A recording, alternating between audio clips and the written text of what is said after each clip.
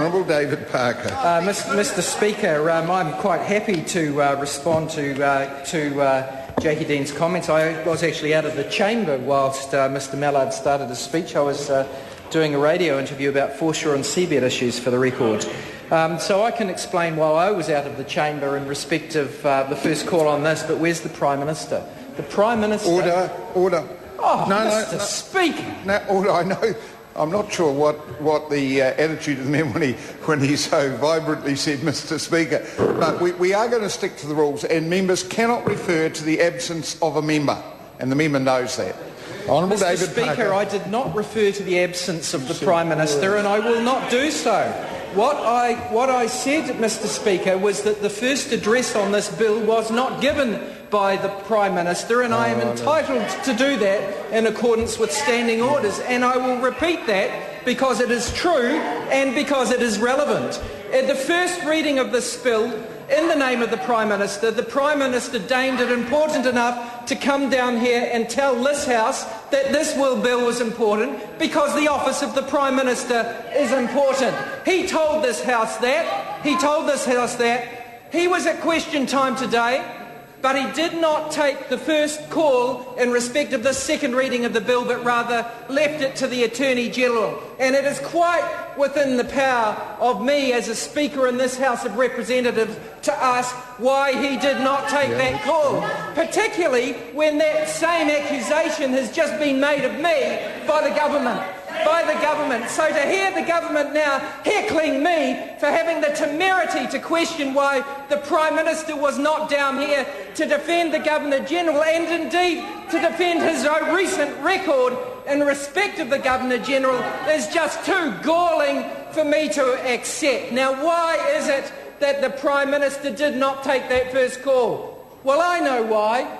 Because he was exposed recently for his inconsistency in respect of the office of the Governor-General, and we all know across both sides of the House where that was. It was on TV. Now, what have the newspapers said in respect of that inconsistency, which I think the newspapers will again be adopting after today's performance, given the fact that he didn't give the first address on the second reading of this bill? Well, why didn't he react to what Paul Henry said? Well, according to the New Zealand Herald, at the time, his buddy Paul left Key looking flat-footed and silly. And then they said, why? Well, they said, and it's not because he's a closet racist or that he was playing dog whistle politics. I agree with that. I actually don't think John Key's a racist, and I don't think our party has accused him of being so. But I do agree with the next thing, and that's the reason is it says Key just isn't that quick. That's what the editorial in the Sunday Star Times said on October the 10th, and that's the same reason why he did not take the first call in the second reading of this bill today, because John Key is not that quick. Now, Jackie Dean's very quick to shout out there and make accusations about me not taking the first call, and as I've said, that's because when Trevor Mallard took the call, I was doing a radio interview in the lobby. But why is the Prime Minister not here taking the first call? We haven't heard it. Is it because, as the New Zealand Herald has said, Key just isn't that quick? He couldn't properly defend himself against the allegations that have been made against him. The Governor-General is the sovereign, as Jackie Dean has said, the Queen of New Zealand's legal representative in New Zealand. It is a very important office in our constitutional affairs. And so when anyone makes an attack upon the Governor-General, particularly one that is as distasteful as the one that Paul Henry made, the Governor-General should slap it down. That's what the the Prime Minister should slap it down. But of course, we've got a Prime Minister that the Sunday Star Times says just isn't that quick. Now, we had a Prime Minister who was quick to defend David Garrett recently, said that not David Garrett, but to defend Rodney Hyde's handling of David Garrett. He said he thought his handling of that had been very good.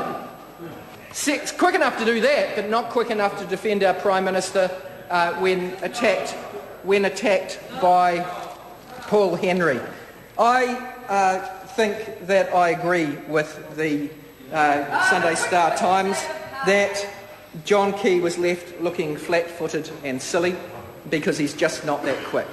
And I'm sad to say that he's not as quick as our Governor-General. If the Governor-General had been in an interview and the same attack had been made against the Prime Minister, I'm sure the Governor-General would have leapt to the defence of the Prime Minister. And I'm sad that my Prime Minister, because although he didn't vote for him, he is my Prime Minister. The office of Prime Minister is an office that I want to look up to and respect, and indeed I do respect the office of the Prime Minister. It saddens me that my Prime Minister let me down in not upholding the standards that I want upheld for my country in respect of my Prime Minister when someone makes an inappropriate comment like that. So rather than giggling, being left flat-footed, I want my Prime Minister to stand up for what is correct. Not just in respect of the Governor-General, but also in respect of other antics that bring this House into disrepute, such as we saw from the ACT Party, David Order. Look, I've been more than tolerant. Can I read the member, Speaker's Ruling 1062? On the second reading of a bill, discussion must be confined to the bill before the House as printed. Now, I have shown a degree of tolerance where references can be included, and the member has spoken for nearly two-thirds of his time and he hasn't got the bill. If he's not prepared to get to the bill, then I'll terminate his speech. So, Honourable David Parker. Mr Speaker, this bill is the primary piece of legislation that governs the relationship or the payment of the Governor-General for the services that the Governor-General provides as the Queen's representative in New Zealand. And given the importance of that, and given the importance that the Prime Minister attached at first reading, because indeed it is quite unusual for the Prime Minister to turn up and speak to a bill in this House, and so it was with pleasure that we heard him at the first reading of this bill.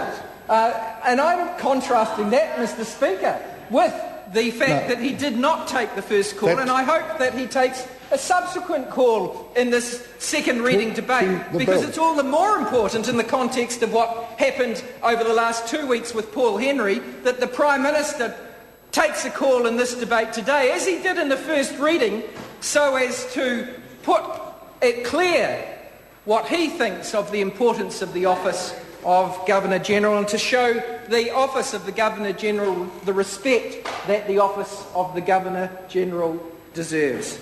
Mr Speaker, in terms of the mechanics of the bill, there was only one small amendment that's recommended by the Select Committee that's referred to in the commentary that we come back. We do recommend a small amendment in respect of the Goods and Services Tax Act 1985, which we suggested should be achieved by way of supplementary order paper during the committee stage of the House. It wasn't so substantial an amendment so as to require a redrafting of the bill in the meantime, but perhaps we could hear from the Prime Minister as to whether that is in fact going to be brought forward in the committee stage of the House. Mr Speaker, the Governor-General is an important office.